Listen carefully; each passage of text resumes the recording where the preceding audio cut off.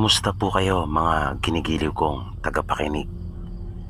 Muli po ay narito tayo para sa isa na namang kwento ng kababalagan.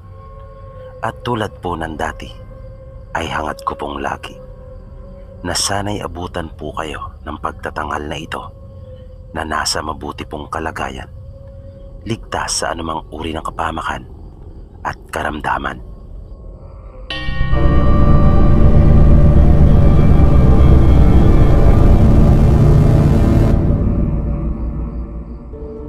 Ako po si Roldan.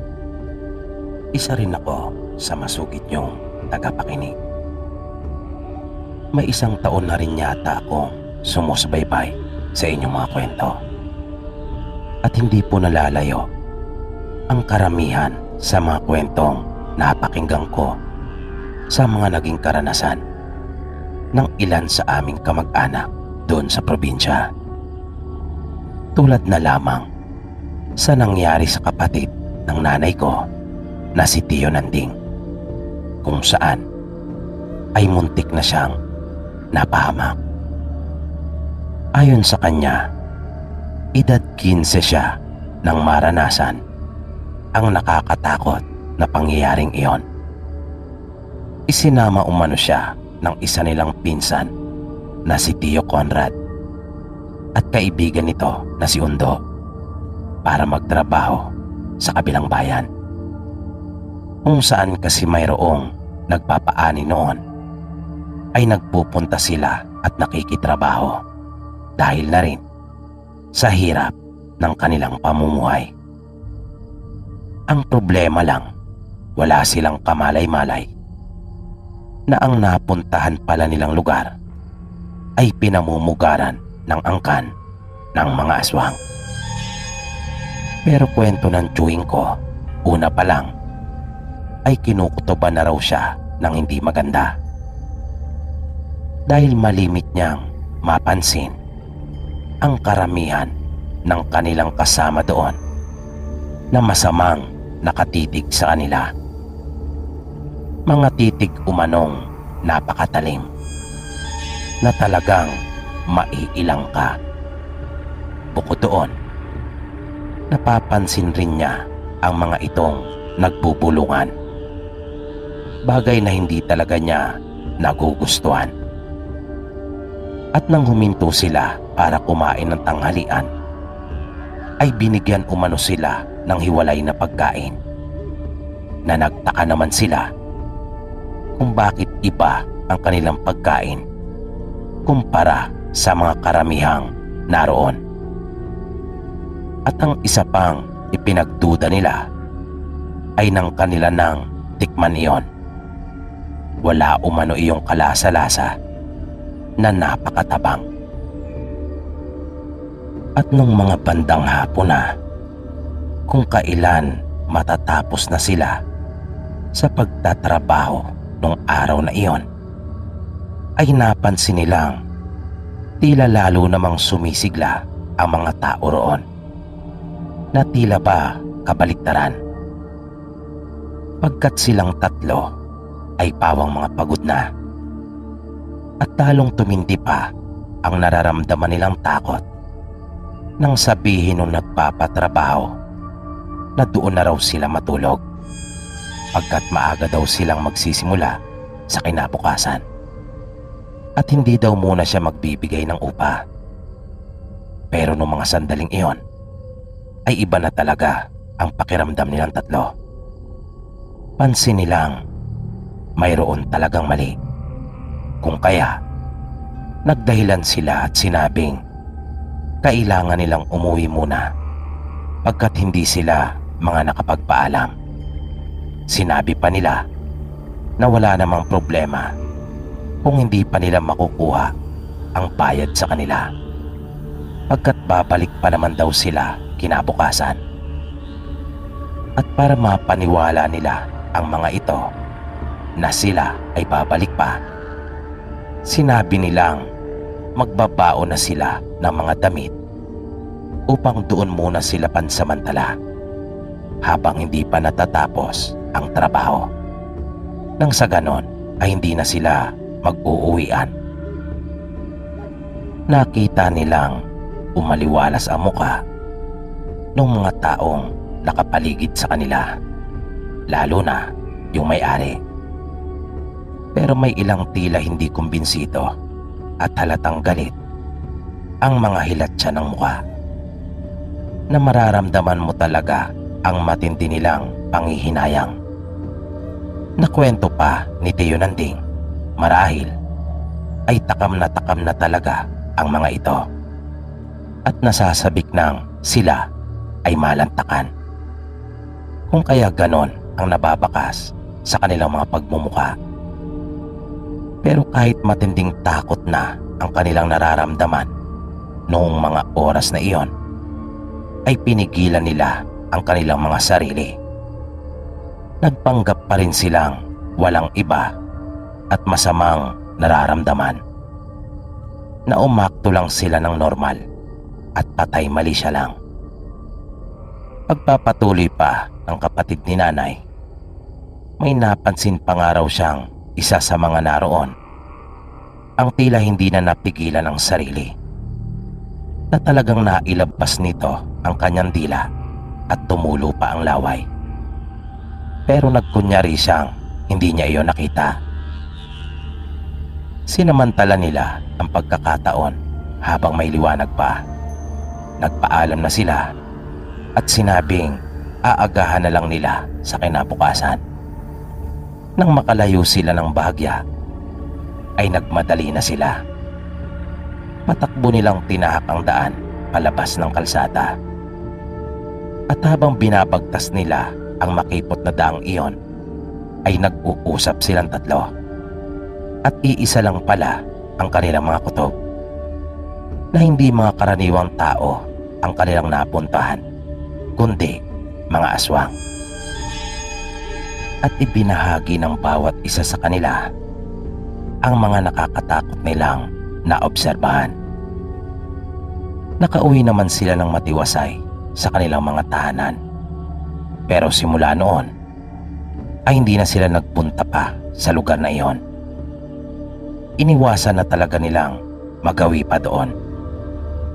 At hindi rin sila nang hinayang sa upa na hindi nila nakuha. Sabi pa ng tiyuhin ko, aanin naman nila ang perang iyon kung ang kapalit naman ay mga buhay nila, na para sa kanya ay hindi rin naman nila mapapakinabangan ang pera na iyon, pagkat siguradong mga papahamak lang sila.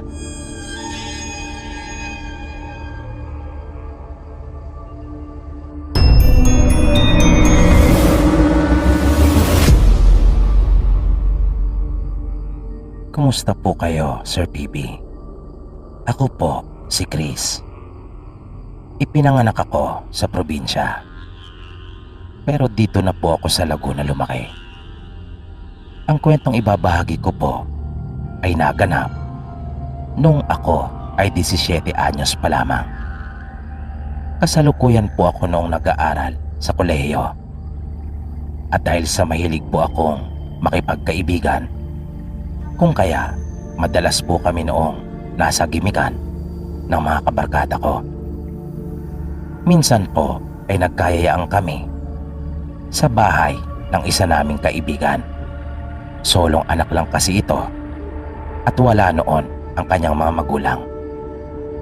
Nagbakasyon umano pagkat namatay ang kanyang lola. Kung kaya sinamantala naman namin ang pagkakataon.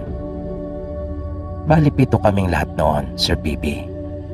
May 3 kaming kasamang babae, tapos 4 naman kaming mga lalaki. Maaga pa kami nang dumating doon sa kanila. Pasado 5:00 pa lang ng hapon at sinimulan kaagad namin ang inuman. Malayo ang tindahan sa kanila. Malawak yung lote nila pero nasa bandang looban nito. At nagsusolo lang ang bahay nila doon. Kaya nang bumili kami ay dinamihan na namin. Pagkat ayaw naming magpabalik-balik dahil sa medyo malayo nga. Nung nasa malaking tindahan kami sa gilid ng kalsada, ay may nakasabay kami noong isang lalaki. na naroon din siya at nakatayo. Pinagmamasdan niya kami at tahimik lamang itong nakatingin sa amin. Titig na titig ito lalo na kay Rika. Bata pa yung lalaki, tansya ko ay mga magte-30 pa lamang ito. Dahil sa hindi ko nagustuhan yung paraan ng pagkakatitig niya sa isa naming kasamang babae, kung kaya tumagit na ako na aking sinadyang harangan talaga yung lalaki. At nang lingunin ko ito ay nakita kong nagalit siya sa akin. At ako naman ang pinukulan ng matalim niyang tingin. Hindi ko naman iyon masyadong pinansin dahil naisip kong wala din naman siyang magagawa pagkat marami kami at nag-iisa lang siya. Kaya naisip kong hindi naman siya siguro gagawa o mag-uumpisa ng gulo. Hanggang sa matapos na kami ay napansin kong nanatili lang siya doon sa kanyang kinatatayuan at masama pa rin itong nakatingin. Sa inis ko ay nakipagtitigan na ako sa kanya, pero hindi niya iniiwas ang tingin sa akin. Talagang matapang ito at nakipagmatigasan sa akin hanggang sa ako na rin mismo ang sumuko nang makaramdam ako ng init. Talagang para akong napaso, kung kaya inalis ko na at binawi ang pagkakatitig ko sa kanya. Dahil doon ay nagtaka talaga ako kung paanong nangyari iyon. Kaya habang naglalakad ay kinuwento ko sa kanila yung aking naranasan doon sa lalaki. Ngunit tulad ng inaasahan ko ay kanila lang akong pinagtawanan at gumagawa na naman daw ako ng kwento dahil ako ang pinaka-joker sa aming magbabarkada. Kung kaya inaasahan ko nang hindi talaga sila maniniwala sa akin. Pero dahil sa noon lang ako nakaranas ng ganon, kung kaya hindi ko napigilan ang sarili kong magkwento sa kanila. Pagbalik namin sa bahay ay sinimulan na nga kaagad namin ang inuman.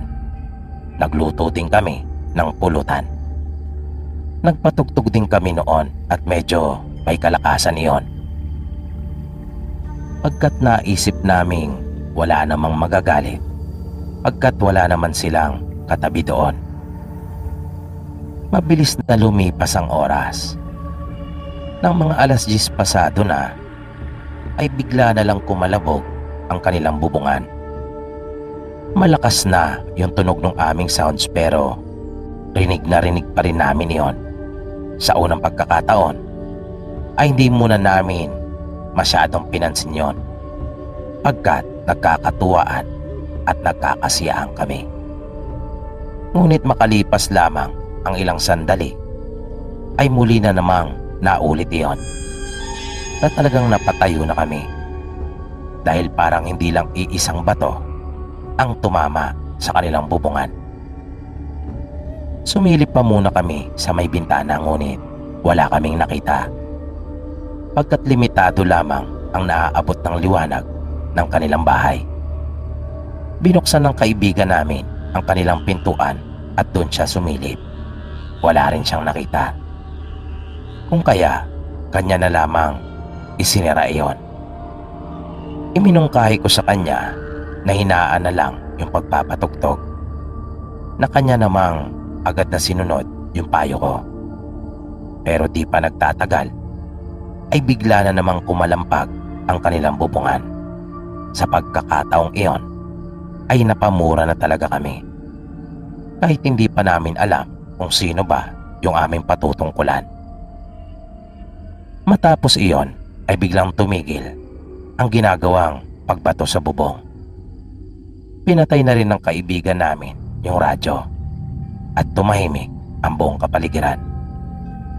Muling sumigaw yung kaibigan namin na taga roon na para bang tinutuya niya kung sino man ang gumagawa noon.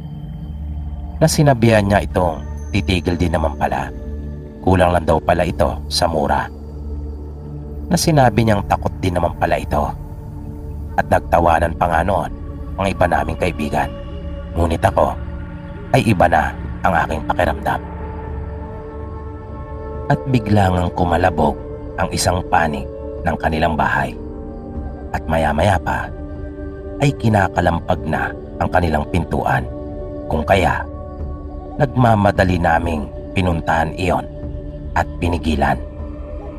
Isinara namin iyong mabuti at napasigaw na ang mga kaibigan naming babae nang marinig naming mayroon ding nagtatangka doon sa kabilang pinto. Doon naman iyon sa likod ng bahay. Kaya doon naman napatakbo ang iba at iyon naman ang pinigilan. Hindi nagtagal ay narinig na namin ang tunog ng paghangos. Ang lakas ng paghinga noon. Na may isip mo talagang tila nagmumula iyon sa isang malaking hayop. At narinig na rin namin ang mga pagkalmot doon sa may pinto at sa paligid ng bahay. At nakita naming sinusubukan na nung isa sa mga iyon na tuklapin ang pinto. Nakita pa nga namin ang mabalahibong kamay noon. Maging yung kanyang pangil na nagpipilit iyong wasakin. Kumuha ang kaibigan namin ng kutsilyo. Binigyan din niya yung isa naming kaibigan na nasa kabila. At nakita kong kanya iyong tinusok. Tinamaan niya iyon pagkat may bahid ng dugo yung kutsilyo. Ngunit hindi man lang namin narinig iyon na nasaktan. Sabi ng isa naming kaibigan, aswang daw ang nasa labas. Kung kaya, kumuha ito ng asin at kanyang binudburan yung mga bahagi kung saan nagbabalak pumasok ang mga ito.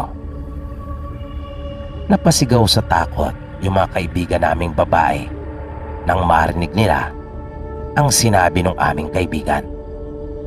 Hanggang sa tuluyan na silang napaiyak dahil sa tindi ng takot. Pagkat parang gigibain na talaga ang mga pinto. Kahit ako nga nung mga oras na iyon ay kabadong-kabado na. Grabing takot din ang naramdaman ko. Dahil hindi bababa sa 3 yung nagpapaikot-ikot sa bahay at nagpapalit-palitan sa pagbaklas ng pinto.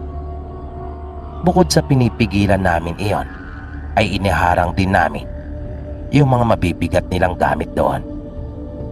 At kanilang sinasabayan ng pagtusok ng kutsilyo sa tuwing makikita nila ang kamay ng mga ito. Tumagal din iyon ng mahigit kalahating oras hanggang sa humupa din kalaunan. Pero hindi talaga kami umalis sa mga pinto. Amin talagang binantayan iyon. Humingi din kami ng saklolo sa aming mga magulang at iba pang kaibigan. Hindi talaga kami umuwi kinaumagahan hanggat wala kaming sundo. At yan po Sir PB yung nakakatakot ko pong karanasan. Kaya naniniwala po talaga ako sa mga aswang dahil naranasan ko po mismo. Pagkat kung isa lamang hayop ang sumugod sa amin nung gabing iyon, sana ay narinig man lang namin ito ng masaktan. Kaso hindi po. At iba po talaga ang mga tunog na nililika ng mga ito. Maraming salamat po.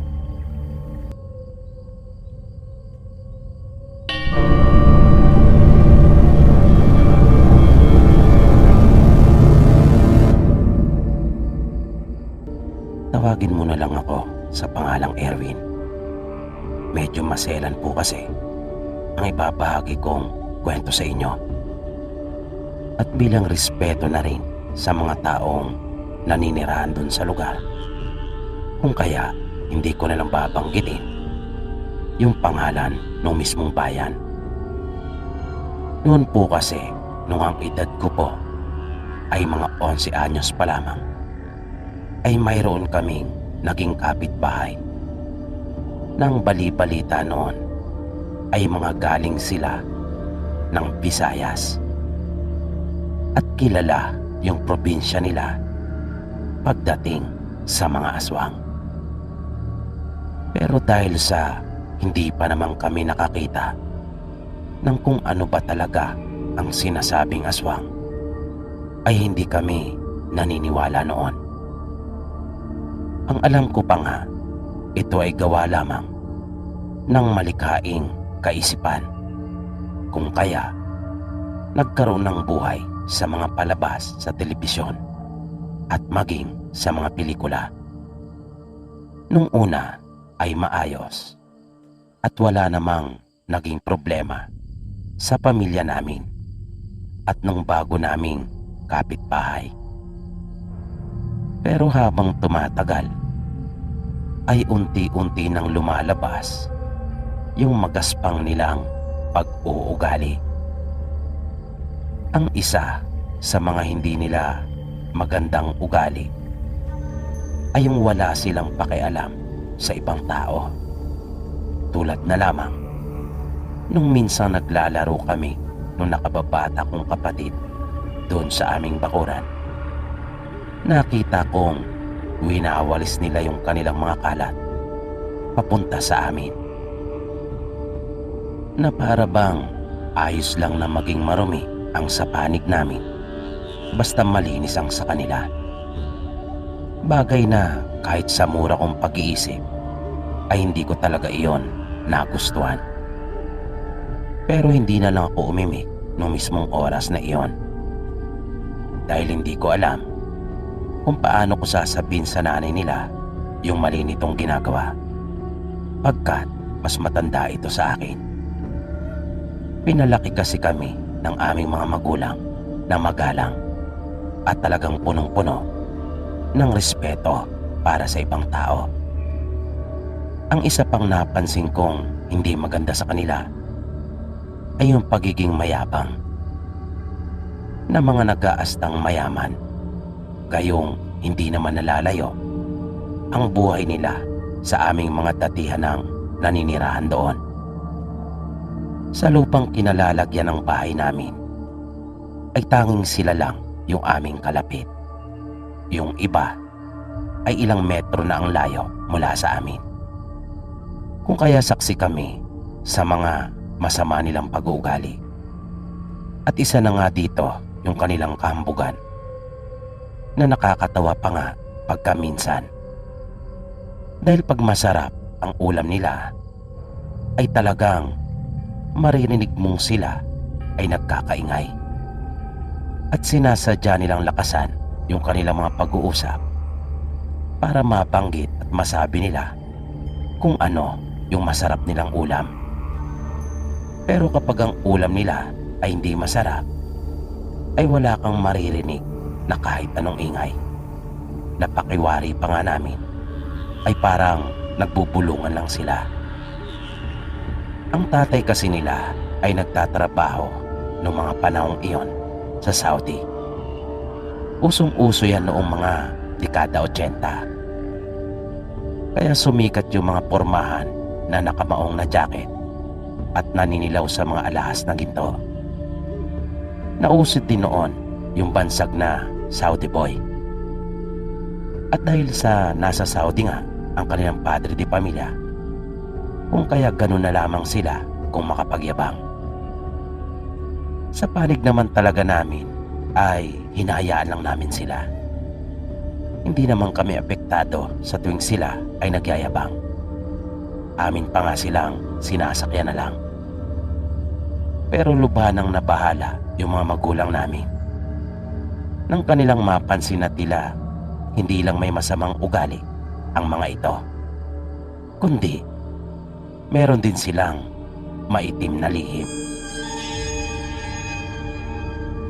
Ang unang nakapansin nito ay yung mismong tatay namin, dahil unti-unti nang nauubos yung aming mga alagang manok. Nag-umpisang mawala yung mga sisiw namin, hanggang sa pati yung mga malalaki ay unti-unti na ring nauubos. Noong una, ang buong akala naming magkakapatid na ang tinutukoy ng tatay namin na may maitim silang lihim ay yung kanilang pagiging magnanakaw. Pero mas matindi pa pala doon yung ibig nitong ipakahulugan na ang mga ito pala ay hindi mga pangkaraniwang tao, na sila pala ay may mga lahing aswang. Ang tatay namin ay ang pinakaunang nagigising sa aming lahat. Isang umaga, matapos niyang makapagkape, ay una na niyang pinuntahan yung mga alaga naming manok. Ginawa na niya kasi ng kulungan ang mga ito nang mapansin niyang unti-unti na silang nauubos. Dati-rati kasi ay hinahayaan lang naming nagpapagala-gala ang mga ito. Nang nasa likurang bahagi na siya nung aming bahay kung saan naroon yung mga kulungan ng manok, ay napansin niyang nakabukas na ang isang kulungan at wala na yung laman. Napansin din niya yung mga bakas ng paa na nagmula sa katabi namin papunta sa loob ng aming bakuran. At nang kanya pang sundan ang mga bakas, ay dinala siya nito sa masukal na bahagi doon sa aming lugar. At doon niya nakita yung mga alaga naming manok na pinagluray-luray at wasak ang mga katawan. Nagkalat yung mga balahibo at nagtilamsikan din yung mga dugo. At doon na tuluyang nabisto ng tatay namin ang tungkol sa kanilang itinatago. Kaya mula noon, mahigpit ang bilin ng tatay namin na huwag makipag-usap at hanggat maaari ay iwasang talaga yung aming kapitbahay. Ngunit dahil sa naging tahimik ang aming pamilya, kahit pa nga halos ubusin na nila yung aming mga alaga, ay tila lalo namang naging mapagsamantala ang mga ito at naging mapang-abuso. Mabait lang po kasi talaga ang mga magulang namin, Sir PB. Kaya hanggat maaari ay sila na mismo ang umiiwas. Ayaw nila ng gulo at ayaw din nilang makipag-away. May pagkakataon pa nga noon na narinig ko ang aming mga magulang na nagbabalak na silang lumipat kami ng tirahan. Ngunit dahil sa wala namang malipatan na magandang pwesto noong mga panahong iyon, kung kaya nanatili kami doon sa aming tirahan. Yun nga lang, ay naging masyado ngang mapagsamantala ang aming kapitbahay na talagang kinakaya-kaya na lang nila kami. Minsan, nagkaroon sa amin ng handaan. At dahil sa iniiwasan na nga namin sila, ay hindi namin niyaya ang mga ito sa bahay at amin na lang silang binigyan nung aming mga handa. Kaya ang naroon lang sa amin ay yung mga kamag-anak at kaibigan ng aming pamilya. Pero kahit binigyan na namin sila, ay kanila pa ring minasama yung hindi namin pagkumbida sa kanila. Kaya nang sumunod na araw, ay mayroon silang ginawa. Pero dahil sa wala kaming alam ng aking mga kapatid sa kung ano ang kayang gawin ng isang pamilyang may lahing aswang, ay aming tinanggap ang ibinigay nilang ulam. Lalo pa nga at mukhang masarap iyon. At ang buong akala ko kasi ay gusto lang nilang gumanti ng kabutihang loob dahil sa binigyan namin sila ng aming mga handa nung nagdaang araw. Pero kapaligtaran pala ang nais nila. Hindi pala iyon pagpapakita ng kabutihan, na yung ulam pala nila na iyon ay punong-puno ng mga masasama at negatibong bagay. At nang akin ang ipasok sa bahay yung nasabing ulam, ay agad naman akong tinanong ng tatay namin nang kanya iyong makita nang akin ang ilalapag iyon sa may mesa. Tinanong niya ako kung saan iyong galing. Kaya sinabi kong ibinigay iyon nung aming kapitbahay. Nang marinig iyon ni tatay, ay mabilis niya iyong kinuha mula sa aking mga kamay at dumungaw siya sa may bintana at kanya iyong itinapon. Nagtaka naman ako sa ginawang iyon ni tatay. Kung kaya, nagtanong ako sa kanya kung bakit. At doon ko na nalaman yung kanilang maitim na lihim. Nang ipagtapat sa amin ni tatay yung kanyang mga natuklasan at naobserbahan. At lalong napatunayan na tama ang lahat ng mga sinabi sa amin ni tatay. Pagkat ng sumunod na araw, ay bigla na lang kaming nagulat sa inasal ng aming alagang aso. Sa di maipaliwanag na dahilan, ay bigla na lamang itong naging agresibo at nanunugod ng tao. Kahit kami ay tila hindi na niya nakikilala. At nakikita naming matindi pa itong naglalaway na napakabangis nito at nakakatakot talaga ang kanyang itsura. Yung kanyang mga mata ay pulang-pula na para bang may namuong dugo doon. Sinabi sa amin ng nakababata kong kapatid na kanya pala itong nakitang kinain yung itinapon na pagkain ni tatay sa may bintana. At biglang napabulalas ang tatay namin ng mga katagang sinasabi ko na nga ba na tama nga talaga ang hinala niya na yung ulam na ibinigay sa amin ay hindi pagpapakita ng kanilang kabutihan at pakikisama, kundi gusto talaga nila kaming hawaan at mapahamak. Wala nang nagawa pa ang tatay namin kundi patayin yung alaga naming aso dahil sa tuluyan na itong naulol. Kinagabihan, napansin kong hindi mapakali si tatay at panay ang timpla nito ng kape. Tinanong ko siya kung bakit parang wala siyang balak na matulog. Umiling lang ito sa akin at kanya na akong sinabihan na matulog na at magpahinga. Pero dahil malakas talaga ang aking kutob na mayroon siyang inaalala, kung kaya kahit nakahiga ay nakatuon ang atensyon ko sa kanya. Kita ko siya mula sa aking kinalalagyan. Noong mga sandaling iyon ay tulog na ang aking mga kapatid at hanging kami na lang ni tatay ang gising. Nakaupo nun si tatay sa may bangko na nasa may gilid ng mesa. At habang umiinom siya ng kape ay napapansin kong nakikiramdam itong mabuti. Na paminsan-minsan pa nga ay sumisilip pa ito sa isang butas na nasa may dingding. At nakita kong inilapag niya yung kanyang itak sa ibabaw ng mesa. Kung kaya, doon na talaga ako kinutuban ng hindi maganda. Noon ko lang kasi nakita ang tatay namin na napalisa ng ganon. Kaya alam ko talagang mayroong problema. Kaya pinanatili kong gising ang aking sarili. Gusto kong tulungan si tatay sa kahit anong paraan. Napakiramdam ko parang alam ni tatay na mayroon talagang mangyayaring hindi maganda. Siguro dahil na rin sa mga sunod-sunod na nangyari. Kung kaya nagkaroon siya ng isipan na ganon.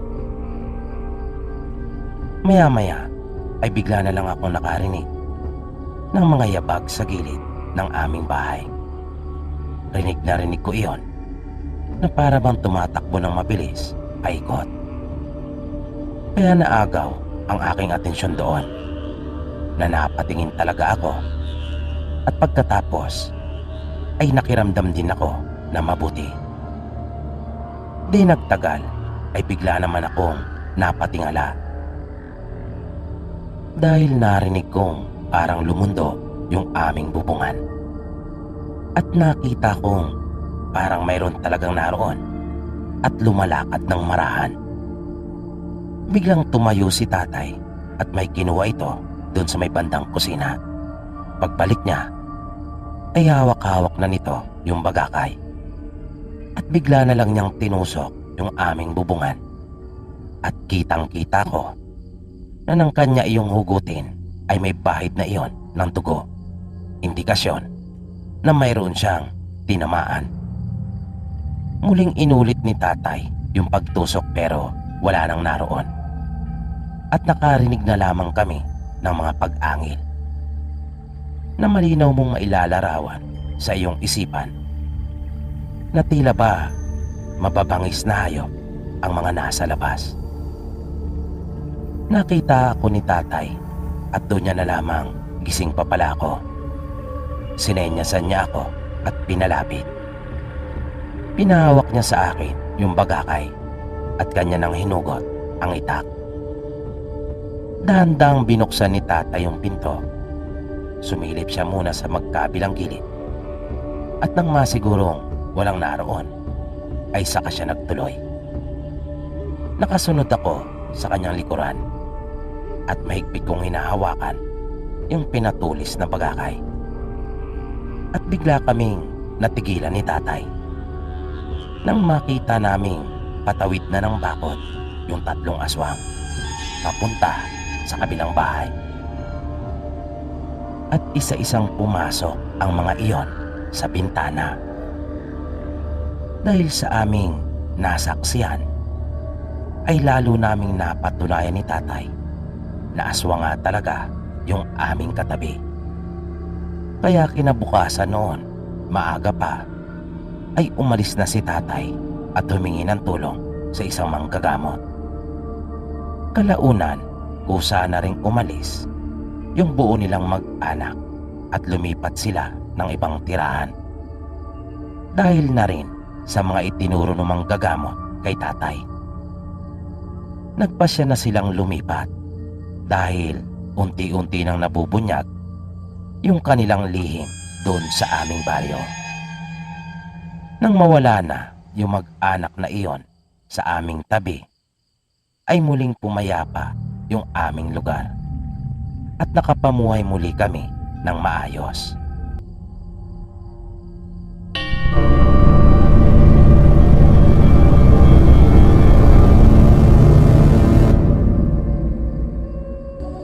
May 1 taon na rin yata akong sumusubaybay sa inyong mga kwento. At hindi po nalalayo ang karamihan sa mga kwentong napakinggan ko sa mga naging karanasan ng ilan sa aming kamag-anak doon sa probinsya. Tulad na lamang sa nangyari sa kapatid ng nanay ko na si Tio Nanding, kung saan ay muntik na siyang napahamak. Ayon sa kanya, edad 15 siya nang maranasan ang nakakatakot na pangyayaring iyon. Isinama umano siya ng isa nilang pinsan na si Tio Conrad at kaibigan nito na si Undo para magtrabaho sa kabilang bayan, kung saan kasi mayroong nagpapaani noon ay nagpupunta sila at nakikitrabaho dahil na rin sa hirap ng kanilang pamumuhay. Ang problema lang, wala silang kamalay-malay na ang napuntahan pala nilang lugar ay pinamumugaran ng angkan ng mga aswang. Pero kwento ng tiyuhin ko, una pa lang ay kinukutoban na raw siya ng hindi maganda. Dahil malimit niyang mapansin ang karamihan ng kanilang kasama doon na masamang nakatitig sa kanila. Mga titig umanong napakatalim na talagang maiilang ka. Bukod doon, napapansin rin niya ang mga itong nagbubulungan. Bagay na hindi talaga niya nagugustuhan. At nang huminto sila para kumain ng tanghalian, ay binigyan umano sila ng hiwalay na pagkain, na nagtaka naman sila kung bakit iba ang kanilang pagkain kumpara sa mga karamihang naroon. At ang isa pang ipinagduda nila ay nang kanila nang tikman iyon, wala umano iyong kalasa-lasa na napakatabang. At nung mga bandang hapon na, kung kailan matatapos na sila sa pagtatrabaho nung araw na iyon, ay napansin nilang tila lalo namang sumisigla ang mga tao roon, na tila ba kabaliktaran. Pagkat silang tatlo ay pawang mga pagod na, at talong tumindi pa ang nararamdaman nilang takot nang sabihin nung nagpapatrabaho na doon na raw sila matulog, pagkat maaga daw silang magsisimula sa kinabukasan, at hindi daw muna siya magbibigay ng upa. Pero nung mga sandaling iyon ay iba na talaga ang pakiramdam nilang tatlo. Pansin nilang mayroon talagang mali, kung kaya nagdahilan sila at sinabing kailangan nilang umuwi muna pagkat hindi sila mga nakapagpaalam. Sinabi pa nila na wala namang problema kung hindi pa nila makukuha ang bayad sa kanila, pagkat babalik pa naman daw sila kinabukasan. At para mapaniwala nila ang mga ito na sila ay babalik pa, sinabi nilang magbabaon na sila ng mga damit upang doon muna sila pansamantala habang hindi pa natatapos ang trabaho, nang sa ganon ay hindi na sila mag-uuwian. Nakita nilang umaliwalas ang muka ng mga taong nakapaligid sa kanila, lalo na yung may-ari. Pero may ilang tila hindi kumbinsido at halatang galit ang mga hilatsa ng mukha, na mararamdaman mo talaga ang matindi nilang panghihinayang. Nakwento pa ni Teo Nanding marahil ay takam na talaga ang mga ito, at nasasabik nang sila ay malantakan, kung kaya ganon ang nababakas sa kanilang mga pagmumuka. Pero kahit matinding takot na ang kanilang nararamdaman noong mga oras na iyon, ay pinigilan nila ang kanilang mga sarili. Nagpanggap pa rin silang walang iba at masamang nararamdaman, na umakto lang sila ng normal at patay mali siya lang. Pagpapatuloy pa ng kapatid ni nanay, may napansin pa nga raw siyang isa sa mga naroon ang tila hindi na napigilan ang sarili, na talagang nailabas nito ang kanyang dila at tumulo pa ang laway. Pero nagkunyari siyang hindi niya iyon nakita. Sinamantala nila ang pagkakataon habang may liwanag pa. Nagpaalam na sila at sinabing aagahan na lang nila sa kinabukasan. Nang makalayo sila ng bahagya, ay nagmadali na sila. Patakbo nilang tinahak ang daan palabas ng kalsada. At habang binabagtas nila ang makipot na daang iyon, ay nag-uusap silang tatlo. At iisa lang pala ang kanilang mga kutob, na hindi mga karaniwang tao ang kanilang napuntahan, kundi mga aswang. At ibinahagi ng bawat isa sa kanila ang mga nakakatakot nilang naobserbahan. Nakauwi naman sila ng matiwasay sa kanilang mga tahanan, pero simula noon ay hindi na sila nagpunta pa sa lugar na iyon. Iniwasan na talaga nilang magawi pa doon, at hindi rin sila nang hinayang sa upa na hindi nila nakuha. Sabi pa ng tiyuhin ko, aanin naman nila ang perang iyon kung ang kapalit naman ay mga buhay nila, na para sa kanya ay hindi rin naman nila mapapakinabangan ang pera na iyon, pagkat siguradong mga papahamak lang sila.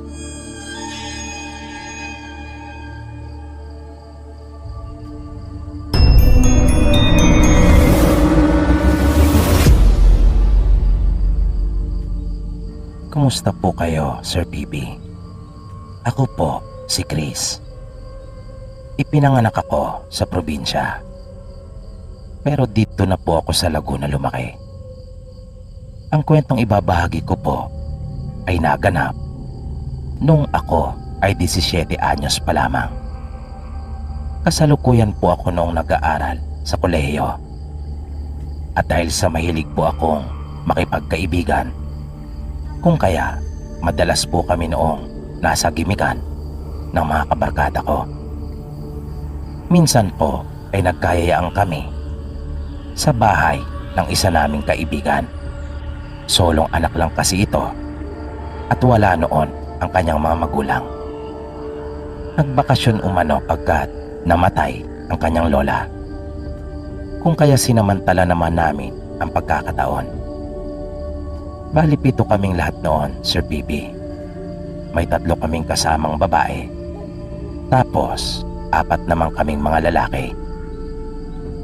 Maaga pa kami nang dumating doon sa kanila.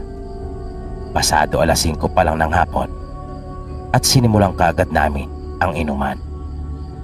Malayo ang tindahan sa kanila. Malawak yung lote nila pero nasa bandang looban ito. At nagsusolo lang ang bahay nila doon. Kaya nang bumili kami ay dinamihan na namin. Pagkat ayaw naming magpabalik-balik dahil sa medyo malayo nga.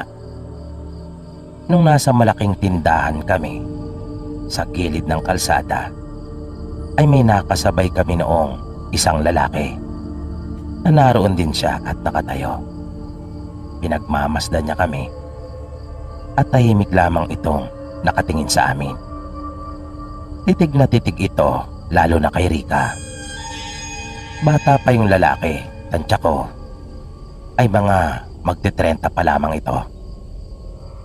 Dahil sa hindi ko nagustuhan yung paraan ng pagkakatitig niya sa isa naming kasamang babae, kung kaya tumagit na ako. Na aking sinadyang harangan talaga yung lalaki. At nang lingunin ko ito, ay nakita kong nagalit siya sa akin. At ako naman ang pinukulan ng matalim niyang tingin. Hindi ko naman iyon masyadong pinansin. Dahil naisip kong wala din naman siyang magagawa. Pagkat marami kami at nag-iisa lang siya. Kaya naisip kong hindi naman siya siguro gagawa o mag-uumpisa ng gulo. Hanggang sa matapos na kami ay napansin kong nanatili lang siya doon sa kanyang kinatatayuan at masama pa rin itong nakatingin. Sa inis ko ay nakipagtitigan na ako sa kanya, pero hindi niya iniiwas ang tingin sa akin. Talagang matapang ito at nakipagmatigasan sa akin. Hanggang sa ako na rin mismo ang sumuko nang makaramdam ako ng init. Talagang para akong napaso. Kung kaya, inalis ko na at binawi ang pagkakatitig ko sa kanya. Dahil doon ay nagtaka talaga ako kung paanong nangyari iyon. Kaya habang naglalakad ay kinuwento ko sa kanila yung aking naranasan doon sa lalaki. Ngunit tulad ng inaasahan ko ay kanila lang akong pinagtawanan. At gumagawa na naman daw ako ng kwento. Dahil ako ang pinaka-joker sa aming magbabarkada. Kung kaya inaasahan ko nang hindi talaga sila maniniwala sa akin. Pero dahil sa noon lang ako nakaranas ng ganon, kung kaya hindi ko napigilan ang sarili kong magkwento sa kanila. Pagbalik namin sa bahay ay sinimulan na nga kaagad namin ang inuman. Nagluto din kami ng pulutan. Nagpatugtog din kami noon at medyo may kalakasan iyon. Pagkat naisip naming wala namang magagalit pagkat wala naman silang katabi doon. Mabilis na lumipas ang oras. Nang mga 10:00 pasado na, ay bigla na lang kumalabog ang kanilang bubungan. Malakas na yung tunog ng aming sounds pero rinig na rinig pa rin namin yon. Sa unang pagkakataon ay hindi muna namin masyadong pinansin yon pagkat nagkakatuwaan at nagkakasiyahan kami. Ngunit makalipas lamang ang ilang sandali ay muli na namang naulit iyon na talagang napatayo na kami dahil parang hindi lang iisang bato ang tumama sa kanilang bubungan.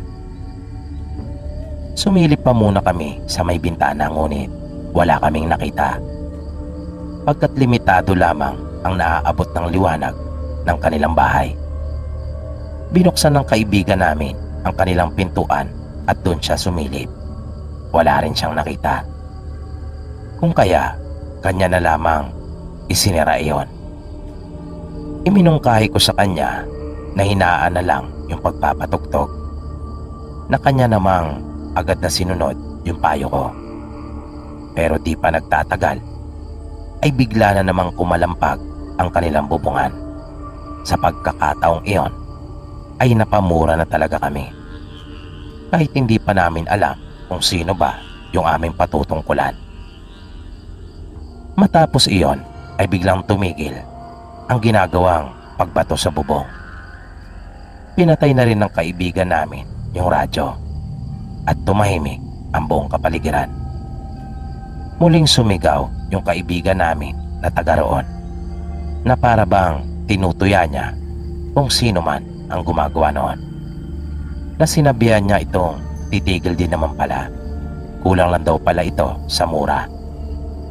Na sinabi niyang takot din naman pala ito. At nagtawanan pa nga noon ang iba naming kaibigan. Ngunit ako ay iba na ang aking pakiramdam.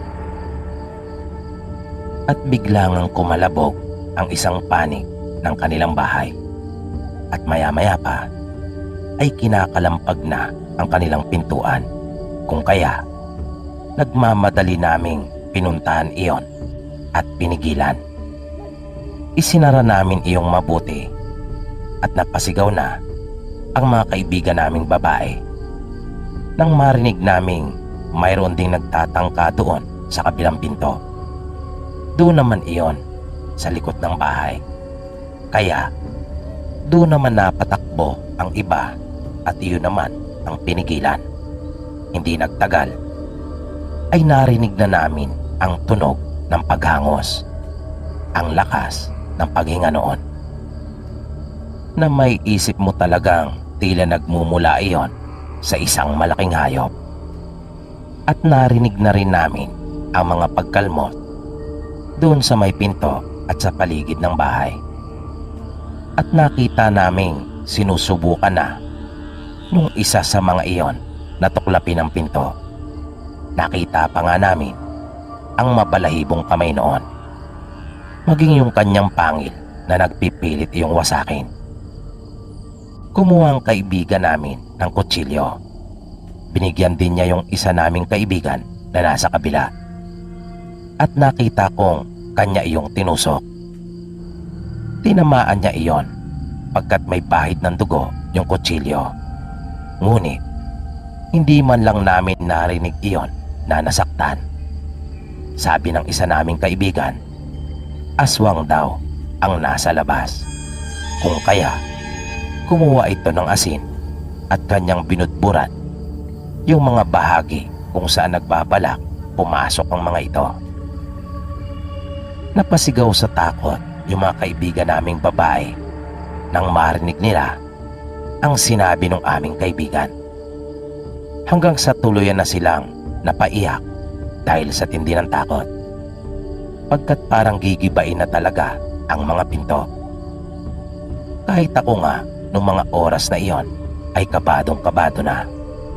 Grabing takot din ang naramdaman ko. Dahil hindi bababa sa 3 yung nagpapaikot-ikot sa bahay at nagpapalit-palitan sa pagbaklas ng pinto.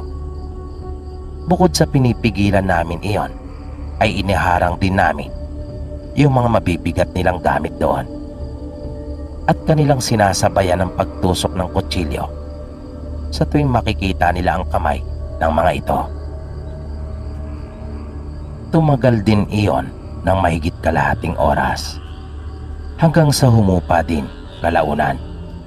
Pero hindi talaga kami umalis sa mga pinto.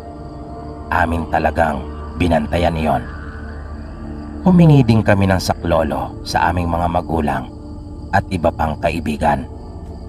Hindi talaga kami umuwi kinaumagahan hanggat wala kaming sundo.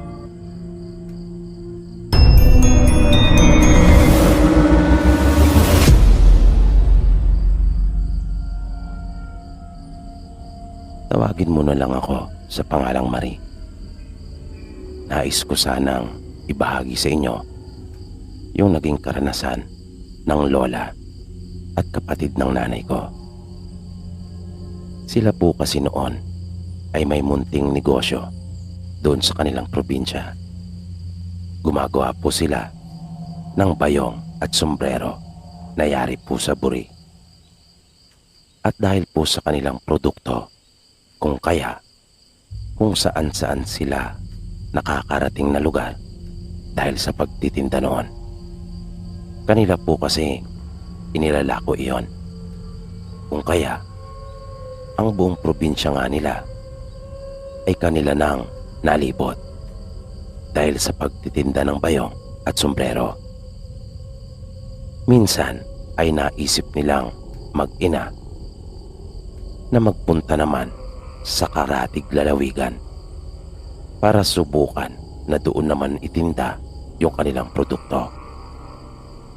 At ang isa pa nilang plano ay ang magkaroon doon ng suki na pwede nilang mapagbagsakan ng kanilang mga paninda.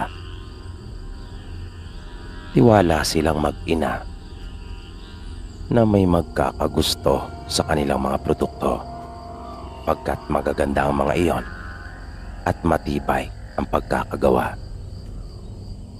Kaya nang makagawa na sila ng kanilang mga dadalhin, ay bumiyahe na sila lola. Una silang dumaong noon sa may Katiklan. At tuwang-tuwa ang tiyahing ko pagkat doon pa lang daw sa pier ay mayroon na kagad nagbuena mano. Kaya sa halip na sumakay na ng bus papunta sa kanilang destinasyon, ay naisipan nilang maglako na muna doon. Pero ang direksyon ng kanilang paglakad ay kung saan dumaraan yung mga pampasaherong sasakyan papunta doon sa mismong lugar na plano nilang puntahan. Masayang masaya ang tiyahin at lola ko dahil di pa man sila nakakalayo ay ilan na kaagad sa kanilang mga produkto ang nabili. At nang abuti ng gutom ay doon lang rin sila kumain sa mga karinderyang kanilang nadaanan.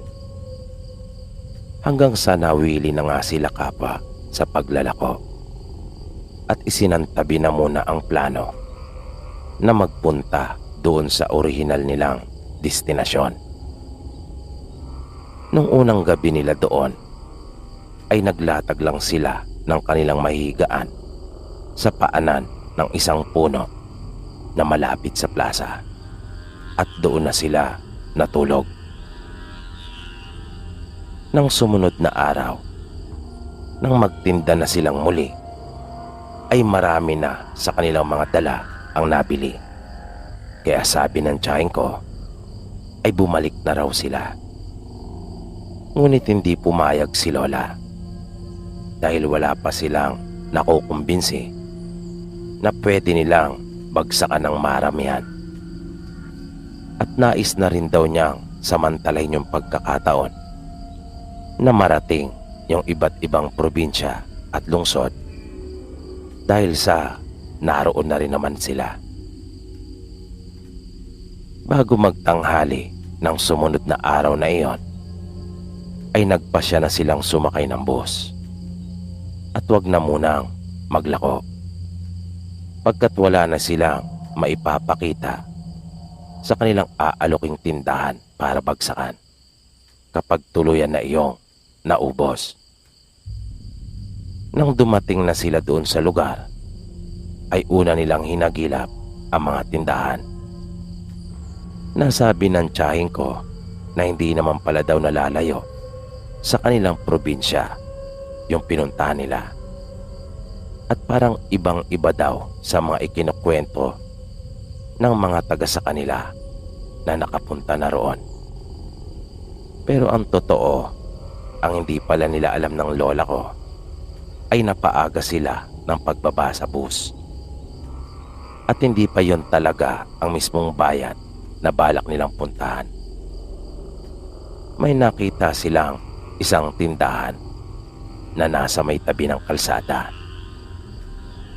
Ngunit parang wala naman iyong tao.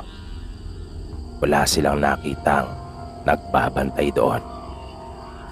Bagaman nakabukas naman yung nasabing tindahan. Kaya naghanap sila ng maaaring mapagtanungan. Hanggang sa may babaeng dumaan. Kung kaya, agad silang nagtanong dito kung sino ang may-ari ng tindahan at kung nasaan ito. Sinabi naman ng babae yung pangalan nung nagmamay-ari sa tindahan.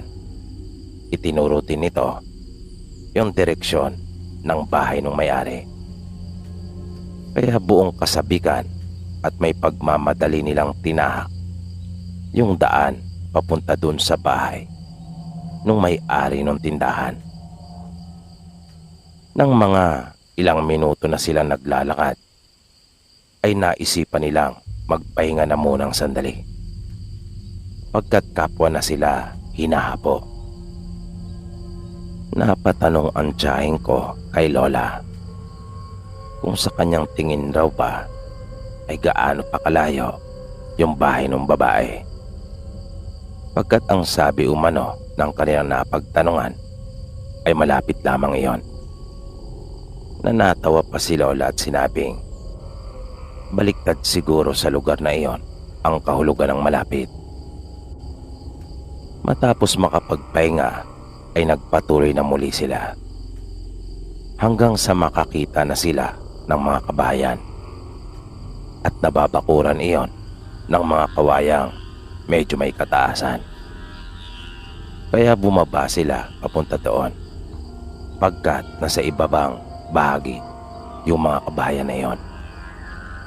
Pero biglang natigilan si lola pagkat mayroon siyang naramdaman.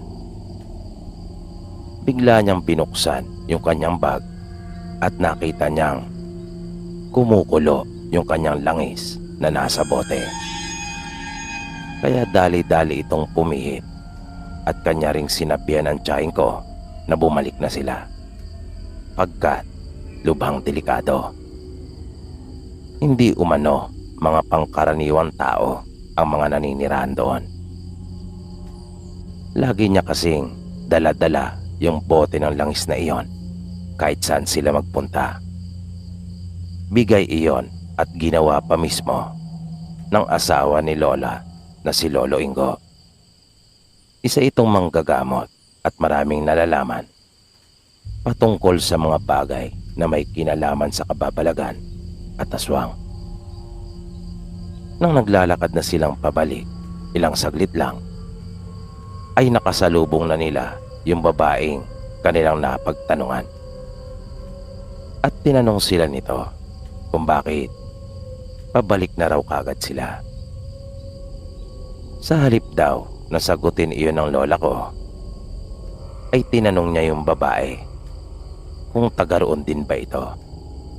Pagkat malakas ang kutob ni lola na sila ay nilansin ito. Hindi iyon sumagot. Biglang naging matapang ang mukha nito. At agad nila lola nabakas ang galit sa kanyang mukha. Ang talas umano ng pagkakatitig nito sa kanila na para bang kakainin sila ng buhay. Pagkatapos noon ay bigla na itong nagpatuloy sa kanyang paglakad. Nagmadali naman sila lola. Nag-alala kasi sila ng tiyahin ko na baka magtawag pa iyon ng kanyang mga kasama. Nung huli ay nalaman nila lola na yung lugar na kanila palang napuntahan ay yung kilalang bayan ng mga aswang. At namali sila ng baba mula sa bus na inakala nilang iyon na yung syudad na kanila talagang destinasyon. Kanila na lamang pinaubos at inilako ang natitira nilang produkto. At pagkatapos noon ay bumalik na rin sila ng tiyahin ko sa kanilang probinsya. Hindi na nila itinuloy pa yung plano na maghanap ng maaari nilang pagbagsakan ng kanilang mga paninda.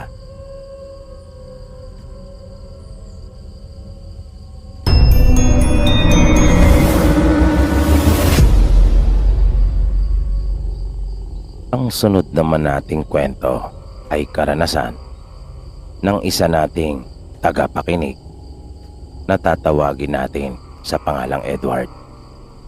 Ayon sa kanya, naglalaan ng 2 hanggang 3 araw ang kanilang kumpanya tuwing summer para sila ay makapag-excursion. Nung panahong iyon, ang napili nilang puntahan ay sa Batangas. Bali 3 malalaking sasakyan silang lahat na pag-aari ng kanilang kumpanya. Nang dumating sila doon sa beach na kanilang papaliguan ay mga 10:00 pasado pa lamang. Inuna nilang asikasuhin ang mga dalang gamit at inayos sa kanilang mga tutulugang kwarto. Maya-maya ay biglang lumapit si Leslie kay Edward at may pinakisuyo. Pagkat naiwan daw nito yung kanyang kamera doon sa kanilang sinakyan. Sabi pa nito, naroon naman daw yung isa nilang katrabaho ngunit tulog, kung kaya kanila umano itong hinayaan na muna. Ang tinutukoy ni Leslie ay yung bagong pasok sa kanilang kumpanya na si Benji. Mabilis namang tumalima si Edward sa pakisuyong iyon ni Leslie at agad niyang tinungo yung sasakyan. Naroon ang mga ito ipinarada sa lilim ng malalaking puno sa bungad ng resort. Nang malapit na si Edward doon sa sinakyan nila Leslie, ay bigla siyang nagulat at natigilan dahil biglang may lumabas na malaking aso mula doon sa loob ng sasakyan at doon dumaan sa may bintana na sinadya nila Leslie iwang nakabukas dahil sa natutulog nga doon si Benji. Mabilis na kumilos yung aso papasok ng resort, pero nanatiling nakatayo pa rin si Edward dahil na rin sa kanyang pagkabigla. Nang mawala na sa kanyang paningin yung aso, ay doon pa lang siya tila nahimasmasan at saka lumapit sa sasakyan upang kunin na yung kamera ni Leslie. Kanyang ipinasok ang kamay sa may bintana at binuksan ang pinto. Mabilis naman niyang nakita yung kamera na tinutukoy ni Leslie. Ngunit nang mapasulyap si Edward sa gawing likuran, ay napansin niyang wala namang naroon. Wala doon si Benji na sinasabi ni Leslie na kanilang iniwang natutulog. Nagtaka si Edward pagkat iisa lang ang pasukan at labasan ng resort at hindi naman niya nakasalubong si Benji. Medyo nakaramdam ng takot si Edward at pagbalik niya sa loob ng resort ay lalo pa siyang kinilabutan. Pagkat nakita niyang naroon na si Benji. Ayon kay Edward, malakas ang kanyang kutob na yung bago nilang katrabaho noon na si Benji ay isang aswang. At siya yung asong nakita niyang lumabas mula doon sa sasakyan. Na dahil sa pangyayaring iyon, ay naniwala na siya na totoo at mayroon talagang mga aswang na may kakayahan silang magpanggap bilang mga hayop. Dito po pansamantalang nagtatapos ang ating programa. At sana po'y inyong nagustuhan ang kwentong ating itinampok sa pagkakataong ito. Sana po ay patuloy niyo pang subaybayan ang mga susunod pa nating kwento. Maraming salamat po at hanggang sa muli.